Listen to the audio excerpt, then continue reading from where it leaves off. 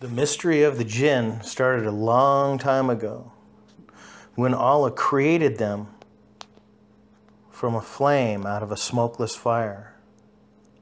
He created the Jinns so that they would worship and serve Him. A lot of the mystery of the Jinn is because they traveled around at night, because the darkness cloaked them and made them extremely mysterious.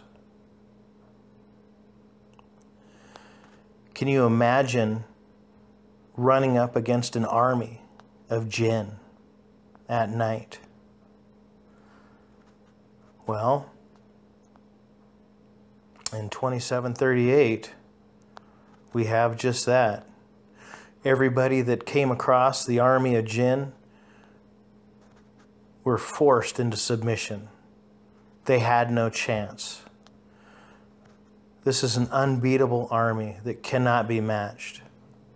Flat out, there's no way that they could be matched. The only chance that you would have of any type of survival would be to just immediately submit. These creatures can change shape at will. They're invisible at will. They live down inside the ground. And because of this, Allah commanded His messenger to warn us and tell us not to pee in holes that are in the ground, because that is the dwelling place of the Jinn. Also, Allah ordered His messenger to inform us not to mess with their provisions.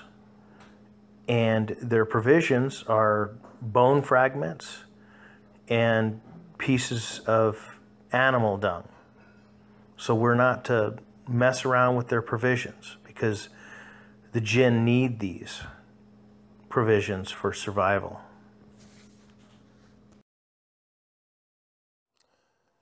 Have you ever sat down and pondered or thought about the fact that Allah gives commands over, the care of the Jinns? For instance, don't mess with their food and don't pee into their homes, okay?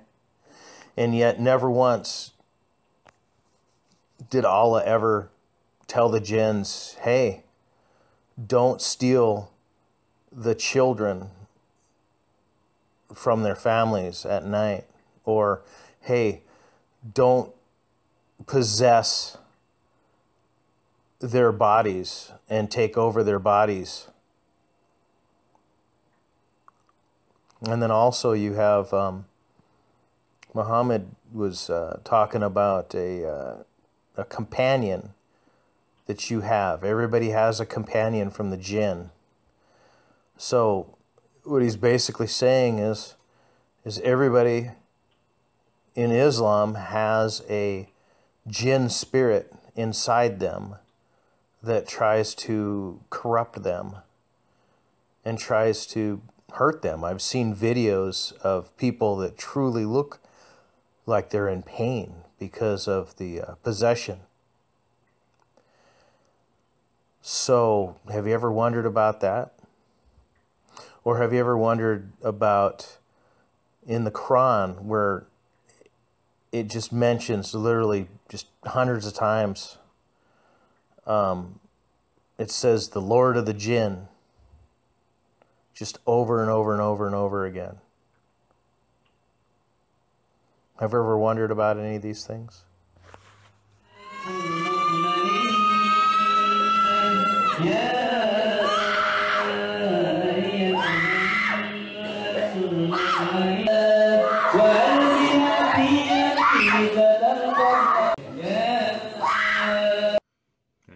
Down here, it talks about not using dung for toilet paper or bones because it's the food for the Jinn.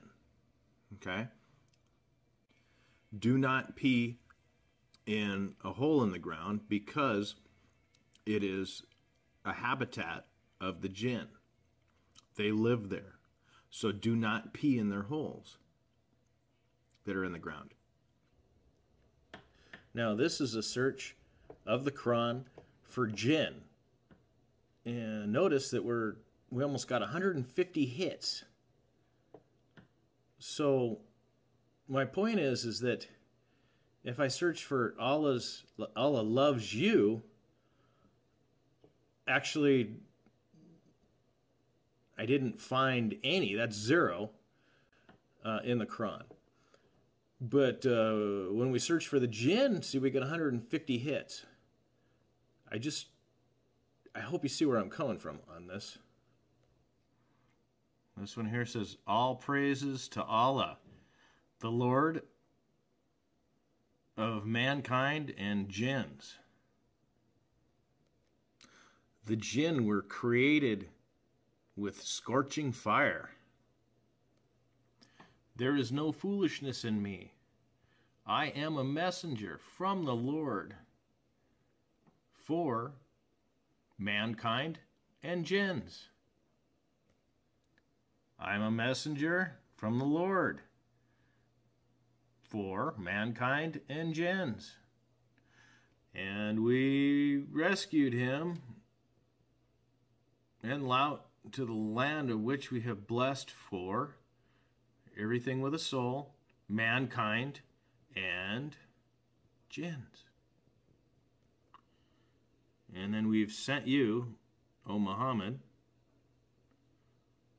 as a mercy for things with souls, mankind, and jinns. In this one here, we can say, the Quran is a revelation from the Lord for everything that has a soul. Okay? And I can also say that the Quran is a revelation from the Lord for jinns. Okay? And remember earlier we were looking at, when we first discovered jinns, you're not supposed to pee in their homes. Okay?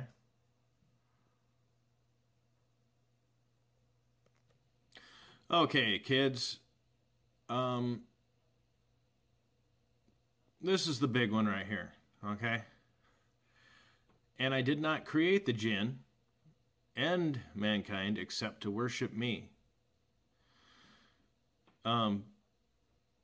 Somewhere above there. Oh, it's right there. We're talking about jinns listening to the Quran. This is a search through the Hadith for Allah loves you, which should be very prominent. It only shows up 5 times. And it's very unfortunate because in the 5 times, even though that's a small amount, it's like, oh, okay, well, Allah still loves you, right? But if you read the context, it says, may Allah love you as I love him. Or Allah loves you as you love him. It's not an unconditional love. This is a love that he will give you if you love him. He does not love you first, according to the Hadith. Okay, so here it is in the Quran. Allah loves. We got 20 hits. Okay, so we come down here. We can kind of scroll through this really quick. It says, Allah loves the doers of good. Okay. Unfortunately, this is repeated 5 times. Let's see here. There's another one. There's another one. Okay.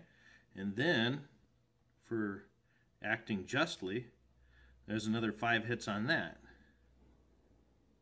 Acting justly. Allah loves people that act justly or righteous, which is pretty much the same thing.